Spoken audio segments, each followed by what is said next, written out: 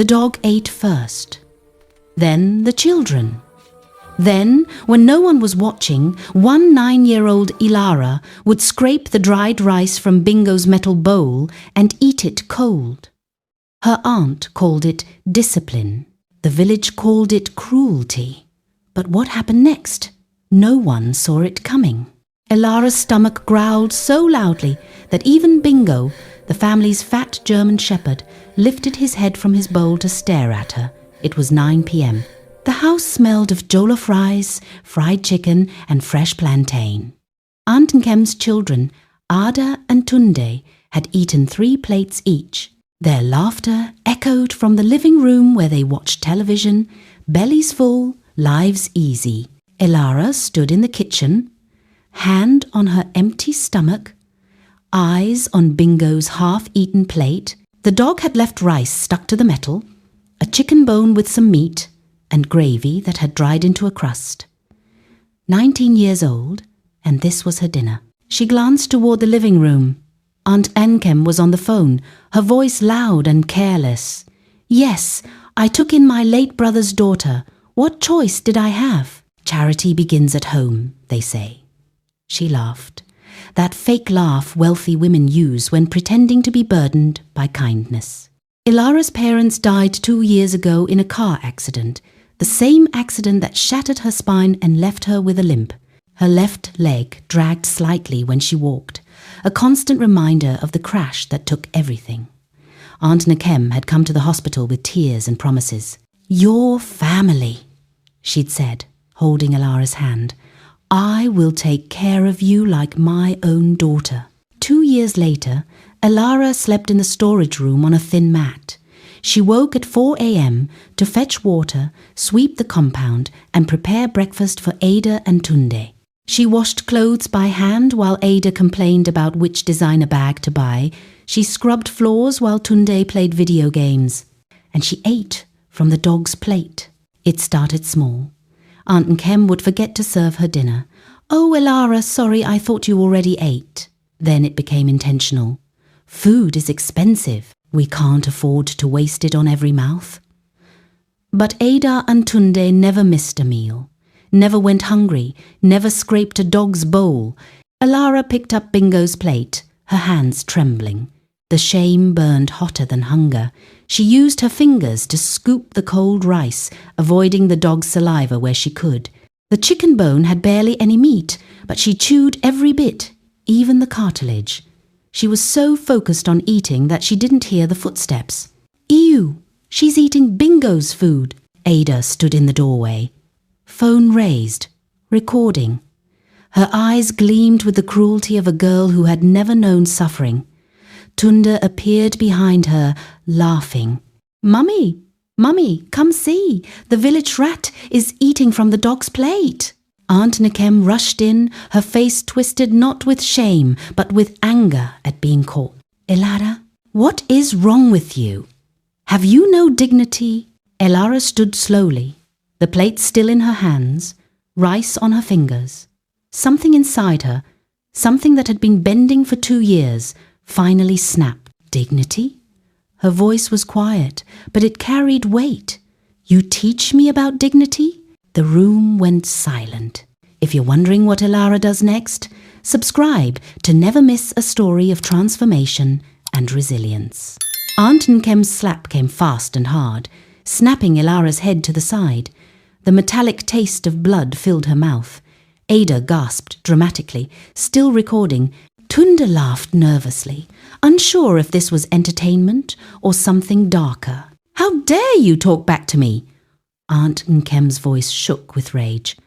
"I fed you, I clothed you, I gave you shelter when nobody else wanted you." Elara touched her lip, felt the blood.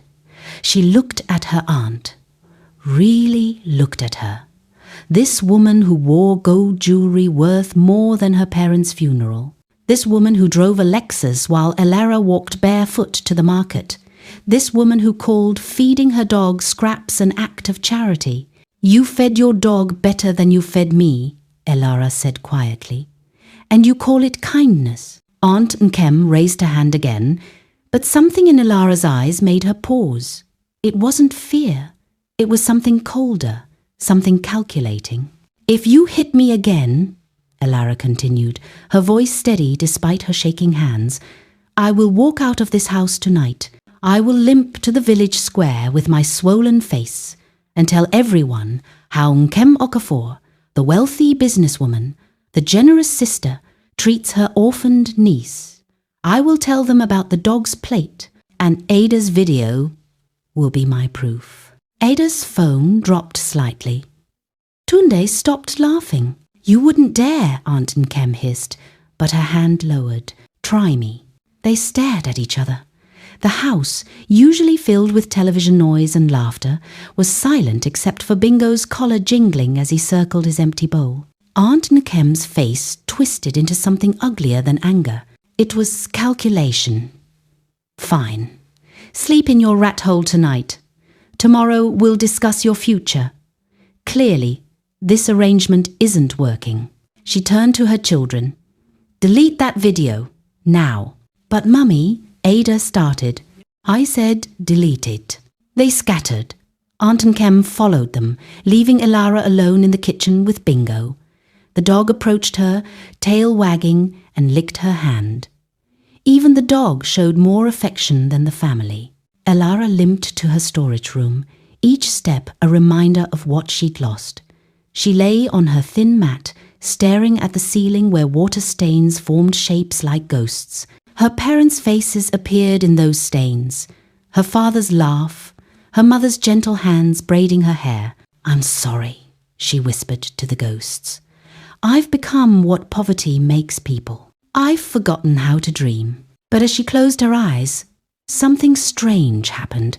She felt a warmth spread through her chest, starting from her heart and radiating outward. It wasn't hunger. It wasn't pain. It was something else entirely. A voice, neither male nor female, whispered in her mind, "Your suffering has been seen. Your dignity has been noted. Tomorrow, everything changes.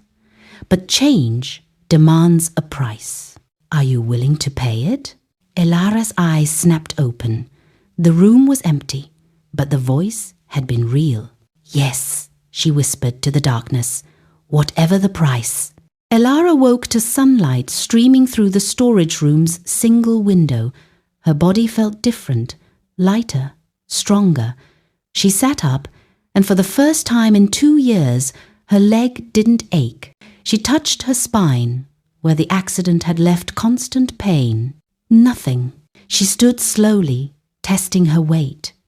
Her leg, the one that had dragged for 2 years, moved normally. She took a step, then another. No limp, no pain. Smooth, effortless movement. "What?" she breathed, spinning in the small room. "What is happening?" She limped to know. She walked to the cracked mirror hanging on the wall. The face staring back at her was still hers, but changed. Her skin glowed. Her eyes, once dull with exhaustion, sparkled with something that looked like starlight. Her hair, which she'd kept in a rough ponytail, seemed fuller, shinier. A knock on the door made her jump. "Elara!" Aunt Nkem's voice was sharp. "Get out here! We need to talk about your behavior last night." Elara opened the door. Aunt Nkem stood there, mouth already forming cruel words, but they died on her lips.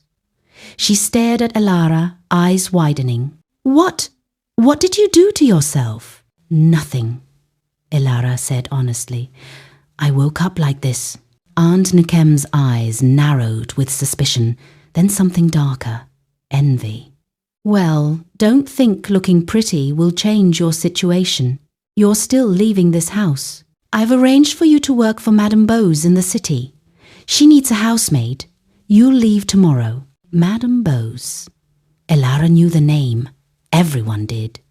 A notorious woman who treated maids like slaves, worked them to exhaustion, and paid them nothing. Girls went to her house and came back broken. "No," Elara heard herself say. "Excuse me? I said no, I'm not going to Madame Bose." Aunt Nkem's face reddened. You ungrateful. I'm not ungrateful. Elara's voice was calm, almost serene. I'm just done being treated like I'm worth less than a dog. She walked past her aunt, who stood frozen in shock. Elara walked through the house, past Ada and Tunda, who stared with open mouths. She walked out the front door, into the morning sun. She had no plan, no money, no destination, but her legs worked. Her spirit, which had been crushed under the weight of abuse, suddenly felt unbreakable. As she walked down the dusty road away from her aunt's house, something remarkable happened. Plants along the roadside began to bloom as she passed. Wilted flowers suddenly burst with colour. A dying tree sprouted fresh green leaves. The village women washing clothes by the river looked up in wonder. That girl, one whispered, she's glowing. Elara didn't know where she was going, but the voice from last night returned, walk to the forest. Your destiny waits. And for the first time in 2 years, Elara smiled. Not because she knew what would happen next, but because she had chosen herself, finally. Want to discover what magical destiny awaits Elara in the forest? Subscribe for more inspiring tales of courage and transformation. The forest at the edge of the village was called Igwe Grove, a place mothers warned children about. Strange sounds came from its depths at night. People who went in too deep sometimes didn't come out, but Elara walked toward it without fear, drawn by the voice that promised destiny. As she entered the tree line, the temperature dropped. The canopy above blocked most sunlight, creating a green twilight. Birds went silent. Even the insects seemed to hold their breath. You came, the voice said. And this time it had a source. An old woman sat on a fallen log, except she wasn't entirely old. Her face shifted between young and ancient, beautiful and weathered, as if time couldn't decide what age she should be. Her eyes were the colour of storms. Who are you? Elara asked, her new fearlessness surprising even herself. I am called by many names. The Forest Mother, the Keeper of Bargains, the one who watches suffering. The woman's smile was sad. I am the one who heard you last night when you whispered yes to change. You healed me. Elara touched her leg. My limp is gone. Not healed, transformed. There is a difference. The woman stood, and the forest seemed to bow around her. Your suffering activated an ancient magic. When dignity is ground into dust, when kindness is met with cruelty, when the innocent are treated as less than animals, the universe takes notice. You qualified for a gift, Elara, but gifts from the universe are never simple. What's the price? Elara remembered the voice asking if she would pay it. Your gift is transformation. What you touch with intention will transform. A dying plant becomes alive. Dirty water becomes clean. Poison becomes medicine. Cruelty becomes kindness. The woman circled Elara slowly. But here is the price. You cannot use this gift for yourself. You cannot transform your own suffering, your own hunger, your own circumstances. Only others. You will help everyone but yourself. Elara's breath caught. That's cruel, is it? The woman tilted her head. You have lived with cruelty. You know its face. This is not cruelty. This is balance. Power without sacrifice becomes corruption. Help others, and eventually the universe will help you. But you cannot force it. You cannot manipulate it. You must trust. What if I refuse? Then you return to your aunt's house. Your limp returns, your pain returns, and you will serve Madame Bose until your spirit breaks completely. The woman's eyes softened. Or you accept the gift, walk into the world, and transform it one act of kindness at a time. The choice is yours. Elara thought of the dog's plate, the storage room, the slap, the laughter. Then she thought of the flowers that bloomed as she walked, the wonder in the women's eyes. If I help others, she said slowly, will my suffering end? Eventually, but you must earn it through selflessness, not demand it through selfishness. Elara closed her eyes, took a breath, opened them. I accept. The woman smiled, and the forest exploded with light. When Elara emerged from the forest, the village of Umuna was buzzing with strange news. Chief Adeyemi's well, which had been dry for 3 months, suddenly flowed with clear water. Mama Tolu's market stall, which had been failing, inexplicably attracted every customer. Sick children who had fever for weeks woke up healthy. No one connected it to Elara. Not yet. She walked through the market, drawn by instinct to a woman weeping beside a pile of rotting tomatoes. The woman, Mama Chidi, was known in the village, widowed, struggling, desperate. "What's wrong?" Elara asked gently. "My tomatoes, all spoiled. I borrowed money to buy them. Now I cannot pay back. My children will go hungry." Mama Chidi didn't even look up, too lost in despair. Elara knelt beside the tomatoes. She placed her hands on them, focusing on the intention to help. Her hands grew warm. The tomatoes began to shift, the rot reversing, colour returning. Within seconds, they were fresh, plump, perfect. Mama Chidi's head snapped up. "How? What?" "Sell them quickly," Elara said, standing. "And don't borrow money again. The market will be kinder to you now." She walked away before the woman could question further, but Mama Chidi told everyone. The girl who walked without a limp. The girl who glowed. The girl who turned rot into freshness.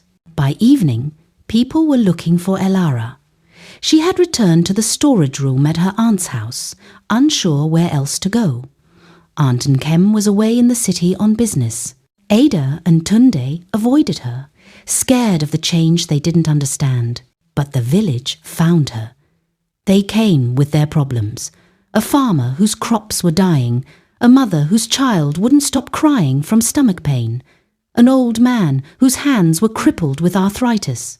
Elara helped them all. She touched the farmer's seeds, and they glowed with potential. She laid hands on the crying child, and the pain evaporated. She held the old man's hands, and the stiffness melted away. Word spread beyond Umuna. People from neighbouring villages came, then from distant towns. They called her the blessed girl, the healer, the transformer. Elara felt the power flowing through her, helping others, changing lives. But her own circumstances didn't change. She still slept on the thin mat, still had no money, still felt hunger gnaw at her belly. The transformation only worked for others. On the 7th day of her gift, a black car pulled into the village. Expensive, foreign. The door opened, and out stepped a woman in a business suit. Her face was hard, but her eyes held something like desperation. "My name is Victoria Okonkwo," the woman said, approaching Elara directly. "I am the richest woman in 3 states, and I am dying of an incurable disease. I've heard you can transform sickness into health. I will give you anything. Name your price." Elara looked at the woman, saw the expensive clothes, the jewelry, the power, and remembered the dog's plate. Will Elara help the woman who has everything when she herself has nothing? Follow this story to witness the power of selfless transformation. Victoria Okonkwo did not beg. Women like her didn't know how, but desperation had brought her to a village she would normally never notice, to a girl she would normally never see. "I have 6 months to live," Victoria said, her voice cracking slightly. "Brain tumour, inoperable. I've tried every doctor in Nigeria, London, America. Nothing works. You're my last hope." Elara studied the woman. Expensive perfume, manicured nails, confidence that came from never being told no. She saw something else too, fear, the great equalizer that made rich and poor the same. "What will you give me?" Elara asked. "Anything. Name it. Money. A house. A car. Education. I own hospitals, schools, estates, whatever you want." Elara felt the power in her hands, eager to heal. But the forest mother's words echoed, "You cannot manipulate it. You must trust." "I don't want your money," Elara said slowly. Victoria's eyes widened in disbelief. "Then what?" "I want you to change." Elara stepped closer. "I want you to use your wealth for people like me. Orphans. The forgotten. The ones eating from dog plates while the world feasts. Build them homes. Give them education. Create opportunities. Not charity that humiliates, but empowerment that elevates." Victoria stared at her. That's all?" "That's everything." A long silence stretched between them. Victoria's jaw tightened. "And if I refuse, then I cannot help you. My gift only works for those willing to transform their hearts, not just their bodies." Another silence. Victoria's hands trembled slightly. Then, slowly, she nodded. "I accept." Elara placed her hands on Victoria's head. The power flowed differently this time. Stronger, deeper. She felt the tumor, a dark mass of corrupted cells. She felt Victoria's fear, her regret, her wasted years chasing wealth and ignoring suffering. The tumor dissolved, not slowly, but instantly vanished. Victoria gasped, her hands flying to her head. "It's gone. I can feel it. It's gone." She fell to her knees, crying. Not elegant tears, but ugly, gasping sobs of someone who had touched death and been pulled back. When she looked up at Elara, her eyes had changed. "I will keep my promise," she whispered. "I swear on everything I have." 3 months later, Umuna village had transformed. Victoria built a school, a clinic, a center for orphaned children. She didn't just write checks. She came herself, worked, listened, learned. Aunt Kem watched all this with growing rage and envy. Her niece, the girl she treated like trash, had become the most talked about person in the region. Ada and Tunde avoided their mother's eyes, guilt finally catching up with cruelty. One evening, Aunt Kem confronted Elara in the storage room. But it wasn't a storage room anymore. Victoria had built Elara a small house on the land she purchased for the children's center. "You planned this," Aunt Kem hissed. "You planned to make me look bad." Elara looked at the woman who had starved her, beaten her, humiliated her. "No, Auntie," she said with a sad smile. "I just chose to be better than you." Stories like Elara's remind us that kindness is the most powerful magic. Subscribe to receive more tales that inspire and transform. And so the people learned. Cruelty plants seeds of its own destruction, but kindness multiplies beyond measure. Elara did not seek revenge, she sought transformation. She did not curse her abusers, she became a blessing to others. The ancestors teach us that suffering can either make you bitter or better. The choice is yours. Remember, the same mouth that eats from a dog's plate today might feed thousands tomorrow. Never judge someone's future by their present suffering, and never mistake temporary power for permanent worth. Aunt Kem had wealth but lost respect. Elara had nothing but gained everything. For in the end, it's not what you have that defines you. It's what you give when you have every reason to withhold. The girl who ate from the dog's plate became the woman who filled the village's plates, and that is the truest transformation of all.